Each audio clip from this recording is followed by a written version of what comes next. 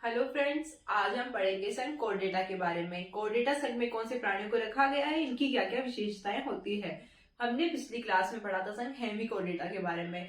हेमिकोर्डेटा की क्या क्या विशेषताएं थी। हेमिकोर्डेटा में क्या होता था, इनको पहले कोर्डेटा संघ में रखा गया था, फिर इनको निकालकर हेमिकोर्डेटा में रखा गया, यानी अकशेरुकी प्राणी में रखा गया।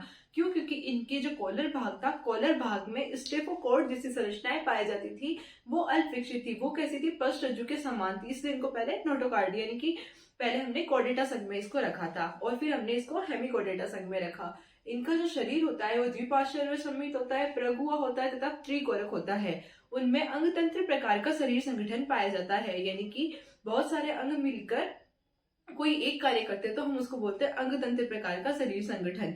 तो इनमें अंग तंत्र प्रकार का शरीर संगठन पाया जाता था तथा बंद प्रकार का परिसंचरण तंत्र पाया जाता था, यानी कि रुधिर में बहने के लिए वाहिकाओं की आवश्यकता होती थी। श्वसनिकाएं, धमनी, कशेकाएं, चीराएं आदि पाई जाती थी, तो हम उसको बोलते हैं बंद प्रकार का परिसंचरण तंत्र। इनका जो आकार होता था वो बेलनाकार होता था। सूंड, कोलर तथा वक्ष में विभाजित होता था। जो सूंड जो होती थी उसका कार्य होता था उत्सर्जन करना तथा इसमें क्लोम छिद्र पाए जाते थे जिसे हम वह श्वसन करते थे। तो ये सब हमने पढ़ा था और आज हम स्टार्ट करेंगे संघ कोर्डेटा के बारे में। ये जो प्राणी जगत का 11वां संघ है वो लास्ट संघ है, कोर्डेटा संघ। अब तक हमने कौन से संघ के बारे में पढ़ा है? ओलिफेरा, सिलेंट्रेटा या Cnidaria, Ctenophora, Platyhelminthes, Aschelminthes, Annelida, Arthropoda, Mollusca, Echinodermata, Hemichordata तथा कोर्डेटा। ये हमारा लास्ट संघ है, कोर्डेटा।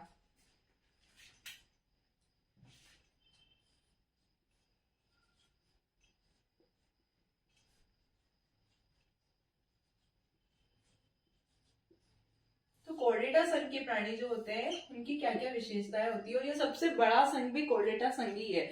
हम जो है वो भी कोर्डेट्स ही है। क्यों कोर्डेट्स? क्यों? क्योंकि हमारे में पस्ट रज्जु, नोटोकॉर्ड तथा मेरुदंड पाई जाती है, तो इसलिए हम भी कोर्डेट्स प्राणी ही है। जो कोर्डेट्स होते हैं, ये जो कोर्डेट संघ, कोर्डेटा संघ में जो रखे हुए प्राणी होते हैं, इनकी क्या क्या विशेषताएं होती है? तो इनकी मुख्य 3 विशेषताएं होती है।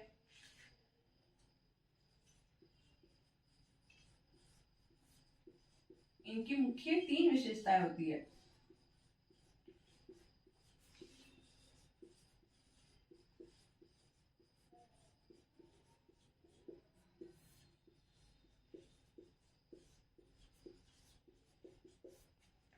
इनकी क्या मुख्य 3 विशेषता होती है कि इनमें पस्ट रज्जु पाया जाता है, नोटोकॉर्ड पाया जाता है,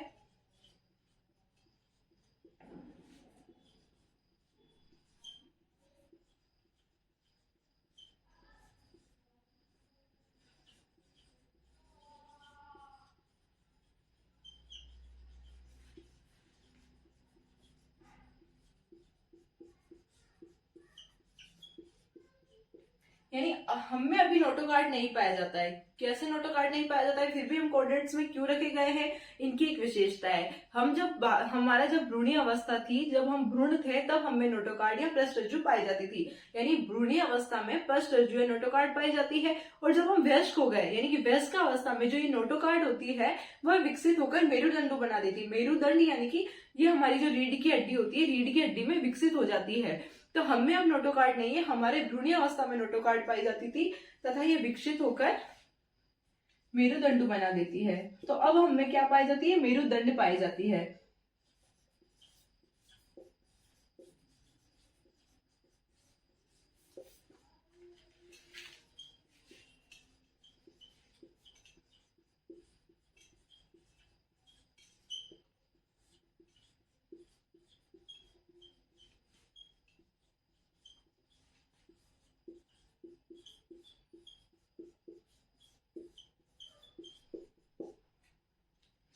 तो इनमें हमें जो ये कोर्डेट संघ के जो प्राणी है, कोर्डेटा संघ में मनुष्य नहीं और बहुत सारे प्राणी होते हैं जिनको कोर्डेटा संघ में रखा गया है। तो इनमें या तो पृष्ठ रज्जु पाई जाती है, मेरुदंड पाई जाती है, मेरुदंड पाई जाती है। दूसरी इनकी विशेषता है कि इनमें खोखली तंत्रिका पेशियां पाई जाती है, खोखला तंत्रिका तंत्र पाया जाता है।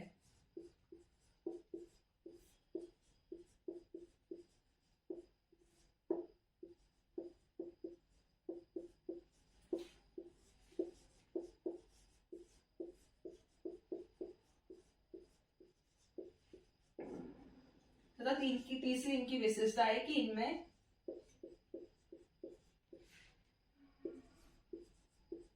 श्वसन क्लोम पाए जाते हैं।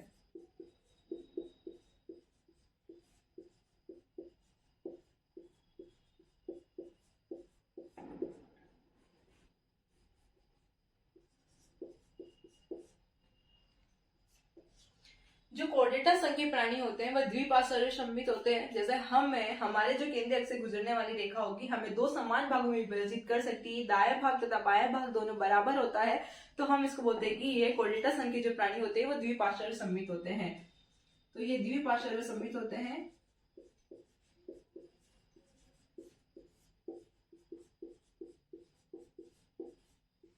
त्रिकोरक होते हैं, यानी कि एक्टोडर्म, मेसोडर्म, एंडोडर्म तीनों पाई जाती है। प्रगुही होते हैं। आहार नाल तथा शरीर वृद्धि के बीच में मेसोडर्म पाई जाती है।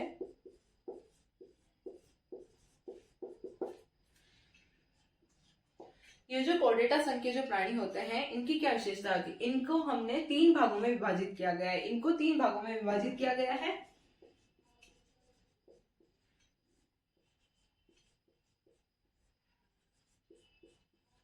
तीन उप संघों में बांटा गया है।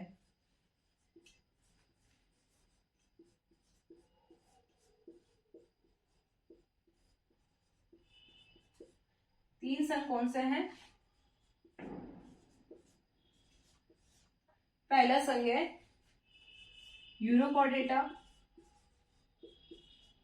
ये जो है उपसंघ है। संघ तो ये खुद है, कॉर्डेटा खुद संघ है, तो इनको जब हम बांटेंगे उपसंघों में बांटेंगे तो इनके 3 उपसंघ है। यूरोकॉर्डेटा, यूरेकॉर्डेटा को ही ट्यूनिका भी कहा जाता है। दूसरा है सेफेलोकॉर्डेटा।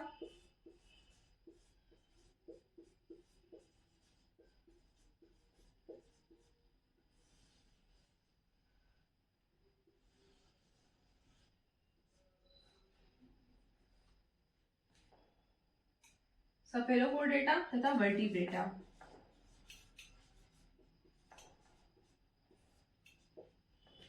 तो ये जो यूरोकॉर्डेटा तथा सेफेलोकॉर्डेटा होते हैं उनको संयुक्त रूप से प्रोटोकॉर्डेटा कहते हैं।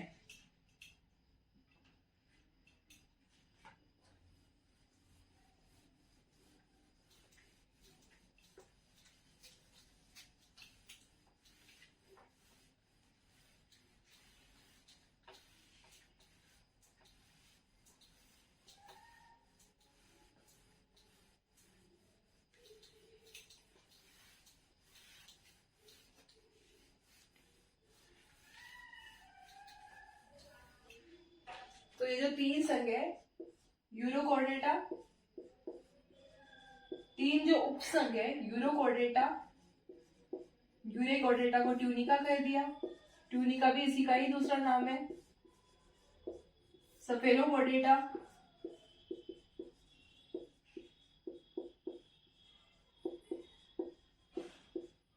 तथा वर्टिब्रेटा।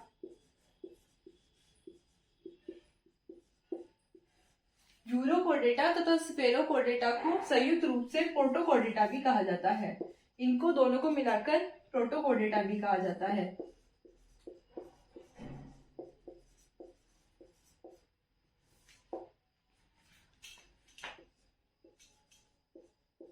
ये जो यूरोकॉर्डेटा होता है, यूरोकॉर्डेटा या ट्यूनिका,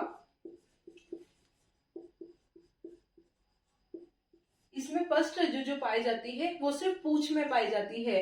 यानी कि जो पूंछ होती है, लास्ट की जो संरचना होती है शरीर में, उसी में सिर्फ पस्ट रज्जु पाई जाती है। तो यूरोकॉर्डेटा या ट्यूनिका में पूंछ में पस्ट रज्जु यानी कि नोटोकार्ड,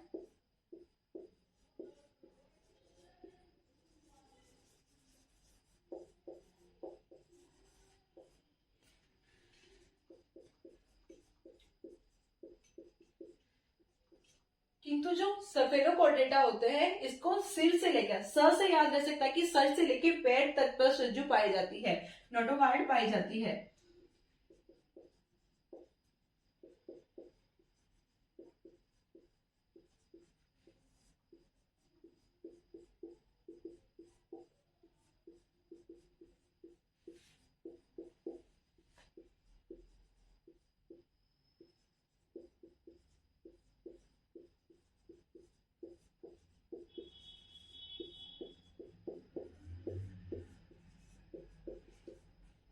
इनमें बंद प्रकार का परिसंचरण तंत्र पाया जाता है, यानी कि जो रुधिर बहता है वो वहिनिकाओं यानी कि धमनी, शिरा तथा केशिकाओं के माध्यम से बहता है। तो इनमें बंद परिसंचरण तंत्र पाया जाता है। हमने वर्टिब्रेटा को इसलिए छुटा है क्योंकि वर्टिब्रेटा को और अधिक डिवीजन में बांटा गया है और अधिक भागों में बांटा गया है, जो हम नेक्स्ट क्लास में पढ़ेंगे।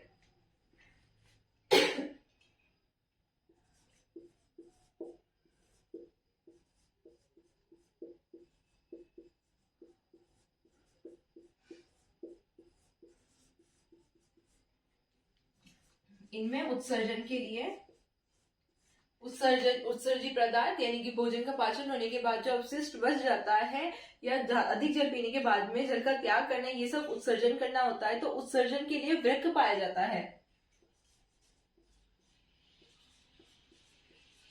वृक्क यानी कि किडनी।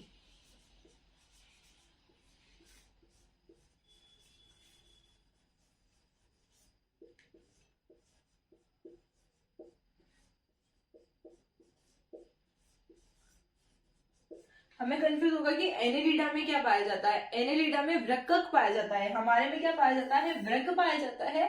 और जो एनेलिडा संघ जो था, एनेलिडा में उत्सर्जन के लिए वृक्क पाया जाता था, किडनी नहीं पाई जाती थी उसमें। वृक्क पाया जाता है एनेलिडा में, हमारे में वृक्क पाया जाता है जो उत्सर्जन का कार्य करता है। अब हम इसके स्ट्रक्चर के बारे में देखते हैं, इनकी संरचनाएं कैसी होती है।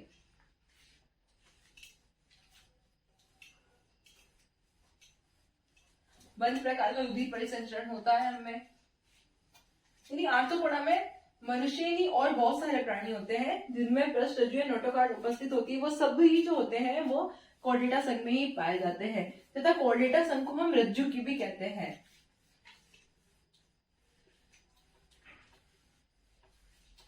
मेरुदंड यानी कि पीछे की रीढ़ की हड्डी।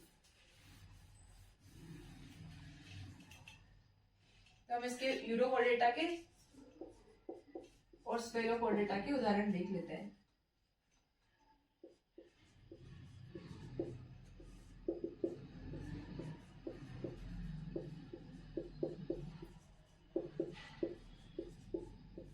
स्फेरोकॉर्डेटा के उदाहरण क्या है?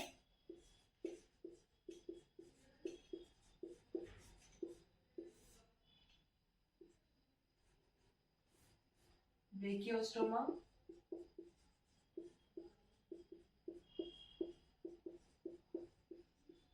इसका एसिडिया सेल्पा, कोलियोलम,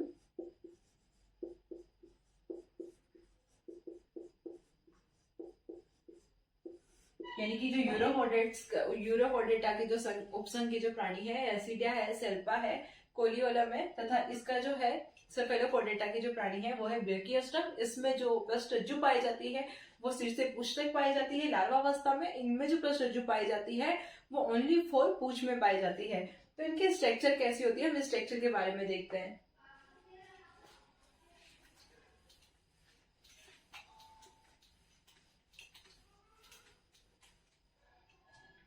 इनका जो शरीर होता है, मेरुदंड कहाँ पाई जाती है, पृष्ठरज्जु कहाँ पाई जाती है, ये हम देखते हैं।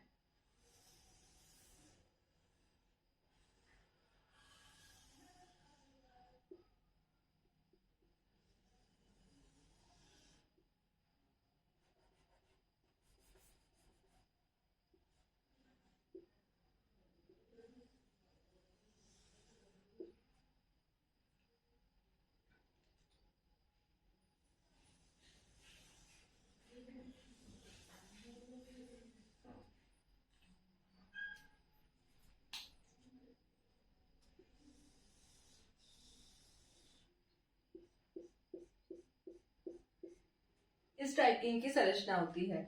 तो ये जो भाग होता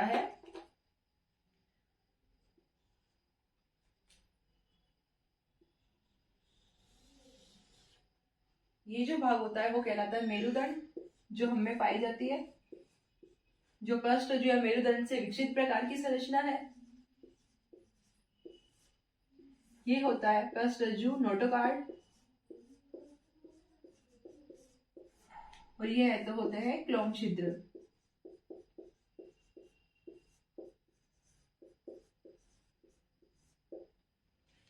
तो हमने कशेरुकी प्राणियों की जो कुछ विशिष्ट विशेषता थी उनके बारे में पढ़ा। अब हम जो इनके उपसंघ है यूरोकोर्डेटा, स्फेलोकोर्डेटा तथा वर्टिब्रेट्स के बारे में अगली क्लास में हम पढ़ेंगे।